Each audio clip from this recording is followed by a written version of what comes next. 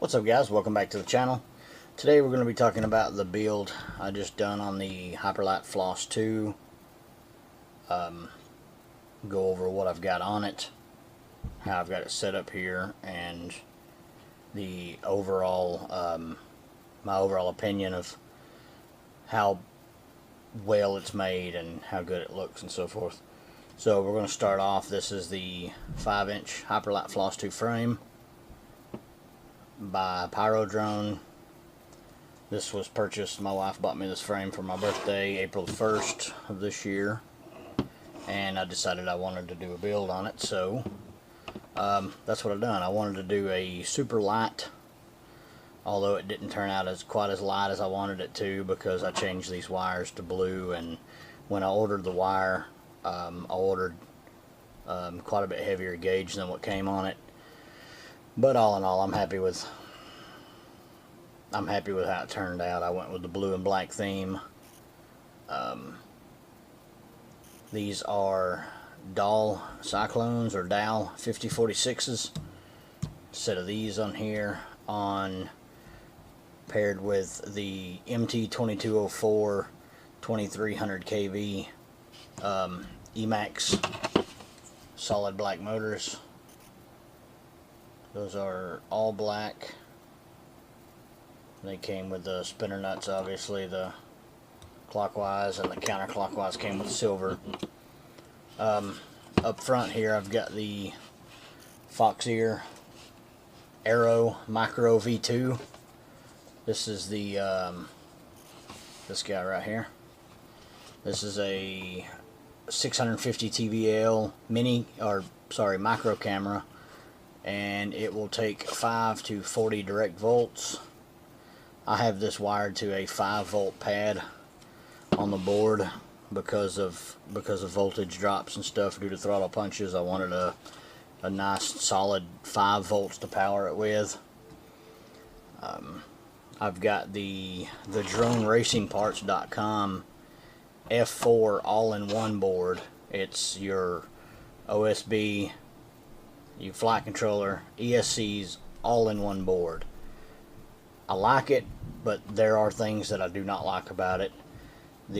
For instance, the power adapter on the back, it doesn't have, it sticks out so far I can't really zip tie the lead to anything, so in the event of a crash, or when I crash, not if, but when, and the battery comes off, which it probably won't. I'll get to that in a second.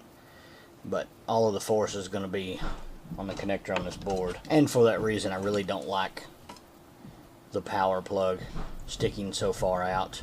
On my Sharpoo, set this one aside for a second. You see on my Sharpoo, I 3D printed this XT60 holder to go in the back right there.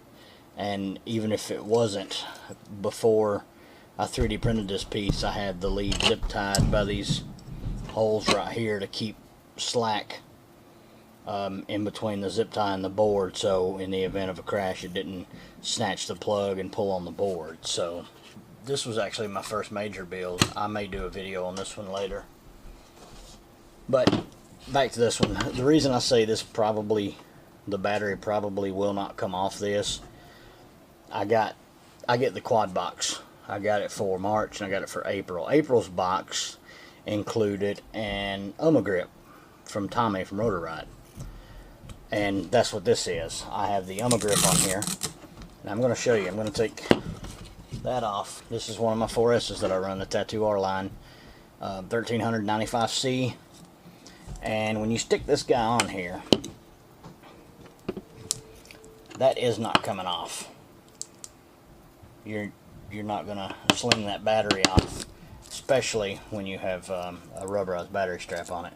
This actually came in April's box too. This is from DroneRacingParts.com, which coincidentally is where I bought the board that's on this, because I got a coupon in the March's box for 15% off. I saved about 12 bucks off the board.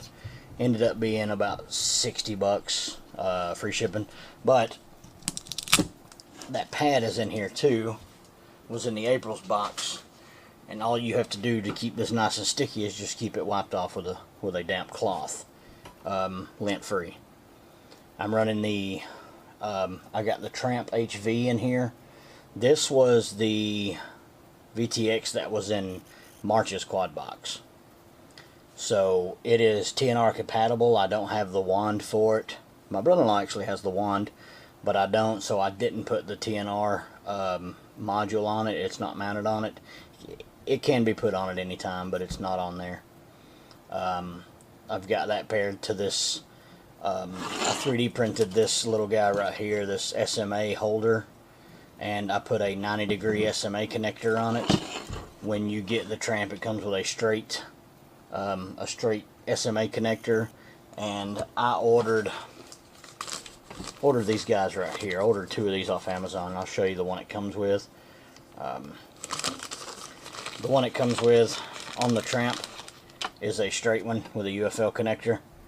If you will cut around that glue, this will pop right off the board, and you can just snap in place one of these. This is what's on here. I bought one. I actually bought 2 of these that are at a 90-degree angle.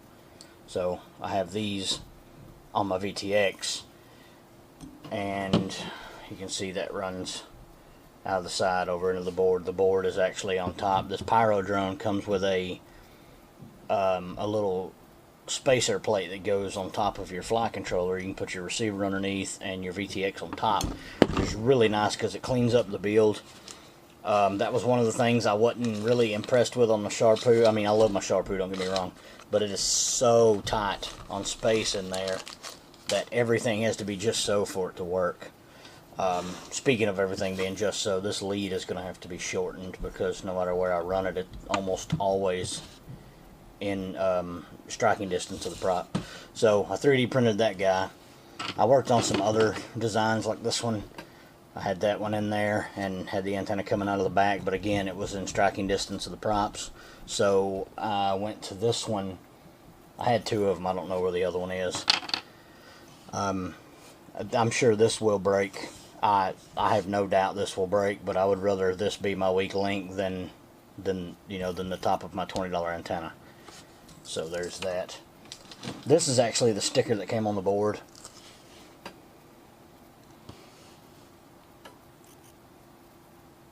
That is the DRP, the drone racing parts. This is actually a rebrand of, I think Lumineer has one, Race Star has one, there's another one, Hobby Wing, or there's like 4 or 5 of these rebranded boards, but this is a F4, it's a flight controller with 30 amp ESCs, it's got Betaflight and all that stuff already on it. And a word of advice, this thing is pretty well set up out of the box, or out of the package. You do have to unshrink wrap it because the rest of your tabs are underneath the label. But a word of warning, if you build with this board, I didn't really want to rotate the board 90 degrees because I didn't want this big connector sticking out of the side of the board, or of the quad. So what I done was I left it oriented like it was supposed to be, which is motor 1, 2, 3, and 4, or 1, 2, 3, and 4. I'm sorry, but what that does is that puts your USB connector on the front of the board, right directly behind your camera. But luckily, this floss come with TPU mounted. with TPU mounts for your camera, for a micro camera. I think they're actually made for a run cam, but with this Fox here, they're spread out just a tiny bit, but it doesn't seem to affect it any. But what I can do is I can get my fingernails under this TPU and pull it straight up, and it gives me room to plug into Betaflight right underneath it. When I'm done, slide it back down, and it's good to go. Now, like I said, I have the Emaxes on here, and I have the Tramp HV, and I'm running a Spectrum SPM 4648 SAT receiver to pair with my DX6 Gen 3. And all in all, I'm pretty happy with the way it turned out. I did hook up smart audio on the with the Tramp on this board. This board actually does not have a spare UART, So what you have to do is remap your LED tab on the board to a serial TX port once you get your wire hooked up, and then you remap it in Betaflight, which is not that difficult. It was kind of hard to find them videos or any kind of information on it, but once I found it, super easy to do. So all in all, I'm pretty happy with this build. It come in at 297 grams, which is about 35 grams lighter than the Sharpoo. But like I said, I kind of added some weight to this when I ordered this wire. I ordered 16 gauge wire, and I don't know why I didn't check. I didn't do a little more research first.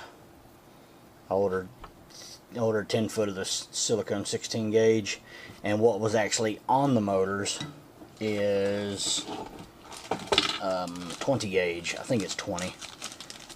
Let's see here, I got a little piece of it. Yes, this is 20 gauge. You see the wire size difference here. That's what I cut off, or that's what I removed, and this is what I put on. So you can see the size difference. This is 16, that's 20. So I probably could have shed another, I don't know, 6 or 7 grams by doing the same size wire, or even smaller, which, like I said, I'm happy with the blue. Not the exact shade of blue I wanted, but you know, most of my quads have a color theme. Even the ZMR 250 that I had, I took it in on trade from my brother-in-law, and it's kind of got the red and black theme going on.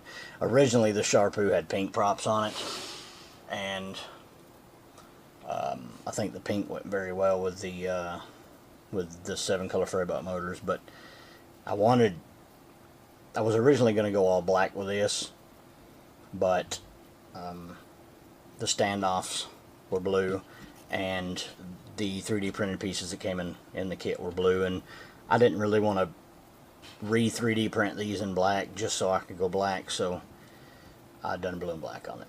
But I'm extremely happy with the build. I think it turned out great.